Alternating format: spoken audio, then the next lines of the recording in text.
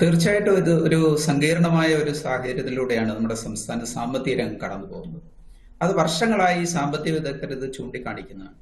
കഴിഞ്ഞ ഒരു 10 വർഷത്തിലധികമായി നമ്മുടെ സംസ്ഥാനത്ത് ഒരു സാമ്പത്തിക അച്ചടക്കം, ഞാൻ ഏതെങ്കിലും ഗവൺമെന്റിനെ ഉദ്ദേശിച്ച് പറയുന്നതല്ല, പക്ഷേ ഒരു സാമ്പത്തിക ശാസ്ത്ര രംഗത്ത് ആ മേഖലയിൽ പ്രവർത്തിക്കുന്ന ഒരാളെന്ന നിലയ്ക്ക് എന്നെ പോലെയുള്ള എല്ലാവരും നിരീക്ഷിച്ചുകൊണ്ടിരിക്കുന്ന ഒരു പ്രധാനപ്പെട്ട കാര്യം ഞാൻ ചൂണ്ടിക്കാണിക്കുക.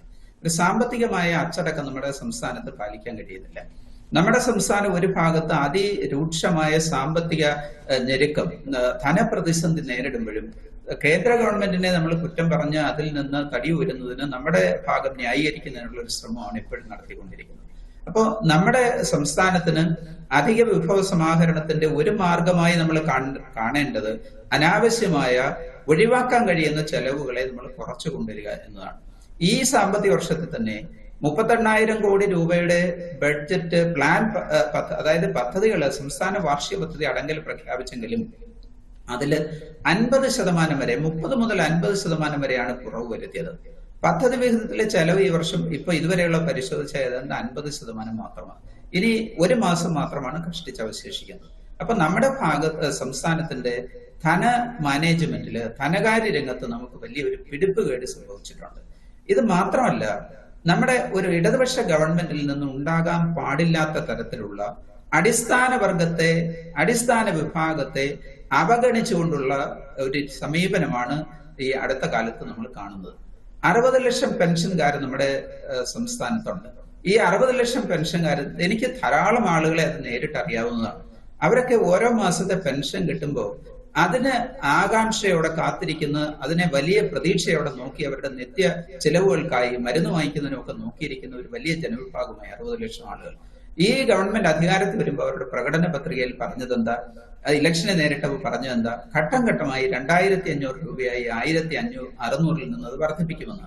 നാളിതുവരെ 4 വർഷമായിരിക്കുന്നു, 1 രൂപ വർദ്ധിപ്പിച്ചിട്ടില്ല. 2026 പുതിയ തെരഞ്ഞെടുപ്പിന് നേരിടാൻ പോവുക. 900 രൂപ നമുക്കിനി ആ 60 ലക്ഷം ആളുകൾക്ക് പുതുതായി ഒരുമിച്ച് കൊടുക്കുമെന്ന് പ്രതീക്ഷിക്കാൻ കഴിയുമോ? ഒരിക്കലും സാധ്യമല്ല. ഈ ബഡ്ജറ്റിൽ തന്നെ ചെയ്തതെന്താ, അടിസ്ഥാന വിഭാഗങ്ങളെ പരിഗണിക്കുന്ന, നമ്മുടെ സംസ്ഥാനത്തെ പ്രധാനപ്പെട്ട ജനവിഭാഗങ്ങളെ പരിഗണിക്കുന്ന എന്തെങ്കിലും പ്രഖ്യാപനങ്ങൾ ഈ ബഡ്ജറ്റിൽ വന്നു? ദൂരദർശൻ തന്നെ സംഘടിപ്പിച്ച ചർച്ചയിൽ ഞങ്ങൾ സാമ്പത്തിക വിദഗ്ധരുടെ ഒരു പാനലിൽ ഈ കാര്യം വളരെ വിശദമായി ചർച്ച ചെയ്തതാണ്. ആശാവർക്കർമാർ നമ്മുടെ സംസ്ഥാനത്തെ ആരോഗ്യ മേഖലയിൽ ഉണ്ടായിട്ടുള്ള, നമ്മൾ കൈവരിച്ച വലിയ നേട്ടത്തെക്കുറിച്ച്, നമ്മുടെ ഇന്ത്യയിലെ എല്ലാ സംസ്ഥാനങ്ങളെക്കാളും മെച്ചപ്പെട്ട ആരോഗ്യ രംഗം നമ്മുടെ സംസ്ഥാനത്തുണ്ടെന്ന് നമ്മൾ പ്രകീർത്തിക്കുമ്പോഴും അതിലെ ആശാവർക്കർമാരുടെ സ്ഥാനത്ത് എന്തുകൊണ്ടാണ്, അവർ നടത്തുന്ന സേവനത്തെ എന്തുകൊണ്ടാണ് നമ്മൾ കാണാതിരിക്കുന്നത്? ഇതിലൊരു രാഷ്ട്രീയ ഇച്ഛാശക്തിയുടെ പ്രശ്നമുണ്ട്. ഞാനിതിനെ കരുതുന്നത് എന്താണെന്നറിയാമോ? ഈ ഗവൺമെന്റിന്റെ സമീപകാലത്തുള്ള ഒരു നയം, ഒരു രീതി, സ്വാധീന വർഗത്തെ, സ്വാധീനിക്കാൻ കഴിയുന്ന, സമൂഹത്തിലെ ഇൻഫ്ലുവൻഷ്യലായ വർഗത്തെ കൂടുതൽ പരിപോഷിപ്പിക്കുന്ന, അവരെ താലോലിക്കുന്ന ഒരു സമീപനമാണ് ഇപ്പൊ അടുത്ത കാലത്ത് എടുത്തിട്ടുള്ളത്. ഈ പദ്ധതി അടങ്കലിനെ കുറിച്ച് ഞാൻ നമുക്ക് സൂചിപ്പിച്ചു. അതിലേക്ക് വന്നാല് ഈ വർഷം 1,98,000 കോടി രൂപയുടെ 582, 1,98,582 കോടിയുടെ വാർഷിക പദ്ധതിയാണ് നമ്മളിപ്പോ ബഡ്ജറ്റിൽ അവതരിപ്പിച്ചത്. അതിൽ 45,000 കോടി രൂപയും